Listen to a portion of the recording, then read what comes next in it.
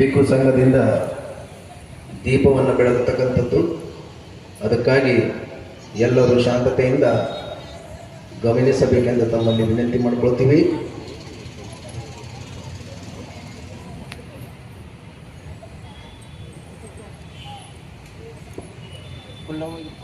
ಯಾಚನೆಯನ್ನು ಮಾಡ್ರಿ.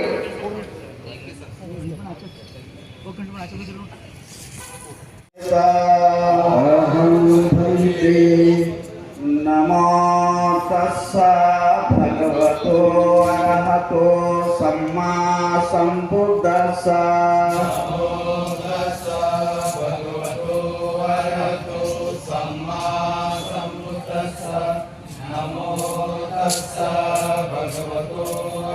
ಕಾರಣ ನಾವು ದೊಡ್ಡವರಲ್ಲ, ಧರ್ಮನು ದೊಡ್ಡದಲ್ಲ. ನಮ್ಮ ದೊಡ್ಡದಿದ್ದು ದೇಶ ಕಾಪಾಡ್ತಕ್ಕಂಥವ್ರು ವೀರ ಮರಣ ಹೊಂದಿದಾರಂದ್ರೆ ಅವರಿಗೆ ನಾವು ಶ್ರದ್ಧಾಂಜಲಿಯನ್ನ ಸಲ್ಲಿಸೋಣ. ಅದಕ್ಕಾಗಿ 1 ನಿಮಿಷ ಮೌನವನ್ನು ಆಚರಣೆ ಮಾಡ್ತೀನಿ ಅಂತಕ್ಕಂಥ ತಮ್ಮಲ್ಲಿ ವಿನಂತಿ ಮಾಡ್ತೀನಿ.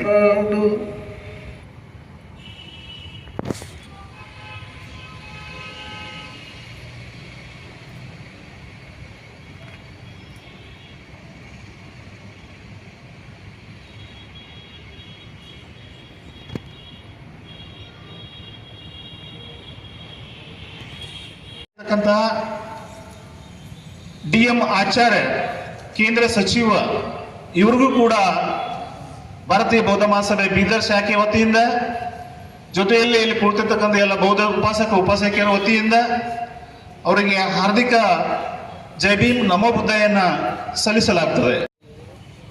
ಇನ್ನೊಂದ್ಸಲ ಈ ನಮ್ಮ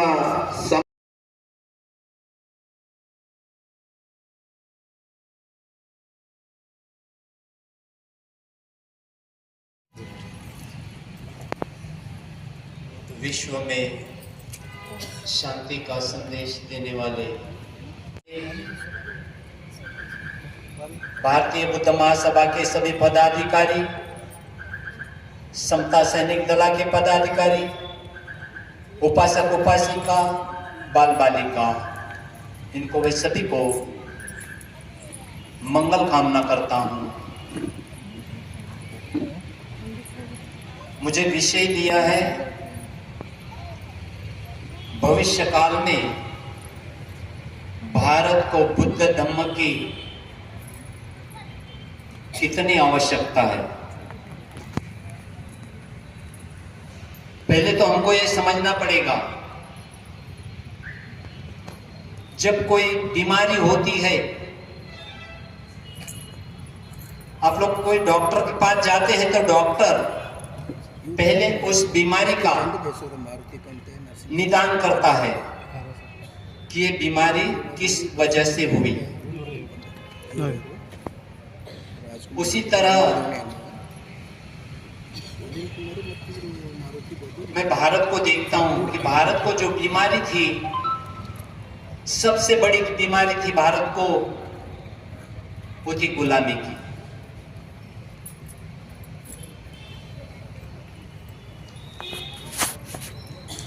यहाँ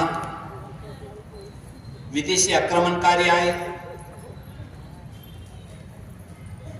कुछ हजारों की संख्या में उन लोग आते थे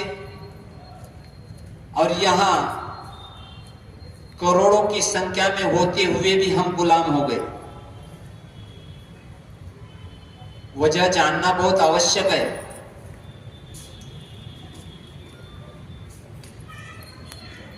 क्यों गुलाम हुए?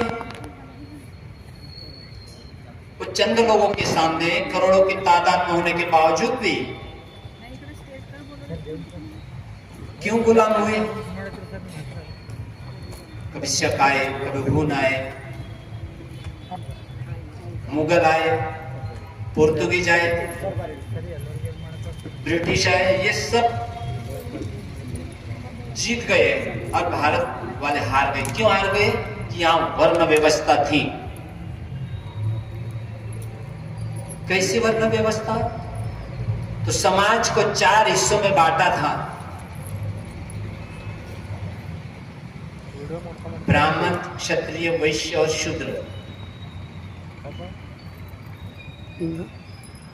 ब्राह्मण कितने थे? 3.5%। क्षत्रिय कितने थे? 6%। वैश्य कितने थे? 5.5%। इनको उच्च वर्णीय कहा जाता है। और ये टोटल तीनों उच्च वर्णीय मिलके 15% होते हैं। खत्म हो गए और फिर आक्रमणकारी इस देश पे आए। जब तक मौर्य का शासन था तब तक इतिहास पढ़ो, कोई भी आक्रमणकारी भारत के ऊपर तिरछी नजर के देख नहीं सका, और कोशिश भी किया तो कामयाब नहीं हुआ। जब मौर्य का शासन खत्म हो गया, वर्ण व्यवस्था लागू हो गई, समाज 4 हिस्सों में बांटा गया और 6% क्षत्रिय इस देश की रक्षा नहीं कर पाए। ब्राह्मण, उनके ये 4 वर्णों का काम का भी बंटवारा हुआ था। ब्राह्मणों ने क्या करना चाहिए? होम हवन यज्ञ पूजा पाठ दान दक्षिणा लेना चाहिए। क्षत्रिय ने क्या करना चाहिए? युद्ध करना चाहिए और खेती करना चाहिए। वैश्य व्यापार करते थे और ये शूद्र ये तीनों वर्णों की सेवा करते थे।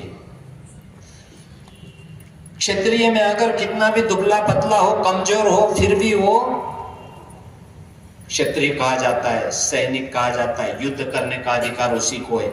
शूद्र लोगों में कितना भी बलवान होगा, ताकतवर होगा, मगर वो शस्त्र धारण नहीं कर सकता, क्योंकि वर्ण व्यवस्था में शूद्रों को बहुत सारी पाबंदियां लगाई गई थी।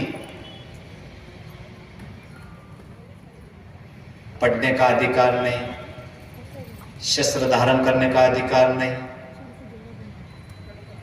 अच्छे कपड़े पहनने का अधिकार नहीं, बहुत सारी पाबंदियां। कुर्सी पे बैठने का अधिकार नहीं।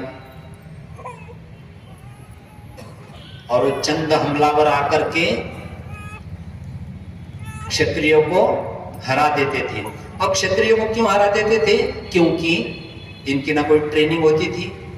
जब समय मिलता है खेती करते हैं, जब युद्ध का समय आता है तो युद्ध पे जाते हैं। ढंग से उनके पास हथियार नहीं रहते थे, शस्त्र नहीं रहते थे। क्षत्रिय हार गए तो हम भी खल्लास।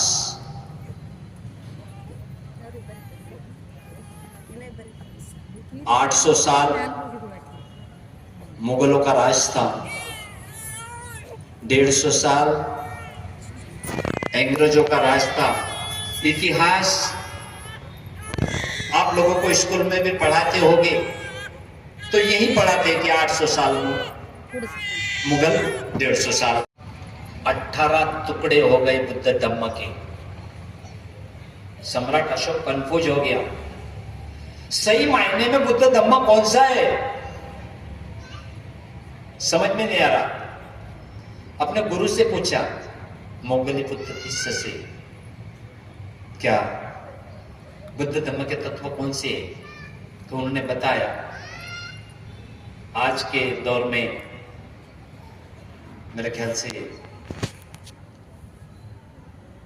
श्रीलंका में दिखाई देते हैं वो तत्व जिन्हें थेरवादी कहते हैं। तो एक प्रश्नावली बनाई राजा सम्राट अशोक ने और सभी बंते जी को बुलाया, एक जगह पे परिषद लिया, धम्म परिषद। पूरे भारत के भिक्षुओं को एक जगह पे जमा किया, सवाल पूछा, जिसने सही जवाब दिया एक बाजू में किया, गलत जवाब दिया दूसरे बाजू में किया। गलत जवाब देने वाले 60,000 बंते जी थे जो लोगों को कंफ्यूज करते थे। चिवर उतार दी उनकी, लोगों को कंफ्यूज करने वाले नकली बंते जी चिवर उतार दी, व्हाइट कपड़े दिए, मगर वो घर पे नहीं गए। बुद्ध के काल में ही एक संघ बना था, महासंघी, उनमें शामिल हो गए। अभी उनकी संख्या बड़ी हो गई तो उनका नाम हुआ महायान। और बुद्ध को मानने वाले हो गए कम, उसको कहा हीनयान। और आज के दौर में वही बात नजर आ रही है। बहुत सारे संस्थाएं, प्रमुख 5 संस्था है जो भिक्खु बनाने वाली है। महाबोधि सोसाइटी है, ऑल इंडिया भिक्खु संघ है, भारतीय भिक्खु संघ है, भारतीय बुद्ध महासभा है। आरएसएस ने भी एक संगठन बनाया भिक्खुओं का, उसका नाम है भारतीय बुद्ध संघ। फिर से कंफ्यूजन करेंगे, स्वर्ग नरक की बातें करके, आत्मा की बातें करके, पुनर्जन्म की बातें करके फिर से तुम्हें कंफ्यूज करेंगे, मगर सम्राट अशोक अब आने वाले नहीं है। तुम्हें सतर्क रहना पड़ेगा और बुद्ध धम्म की रक्षा करनी पड़ेगी। तो आने वाले काल में, भविष्य काल में बुद्ध धम्म को हम बचा सकेंगे। बुद्ध धम्म को बचा सकेंगे तो देश को बचा सकेंगे। अगर बुद्ध धम्म को नहीं बचाएंगे तो फिर संविधान भी नहीं बचेगा और देश भी नहीं बचेगा। ये देश पुनर्रूपी गुलाम होने से फिर कोई नहीं रोकेगा। तो हमको गुलामी से बचना है। मैं सभी को मैं यहाँ से इस मंच से मैं सभी को आह्वान करता हूं कि संविधान को बचाइए तो हमारा देश बचेगा, वरना फिर से गुलाम होंगे। समय हो गया, शायद मैंने कुछ ज्यादा ही बोल दिया होगा, फिर भी आपने बड़े शांति से सुना है।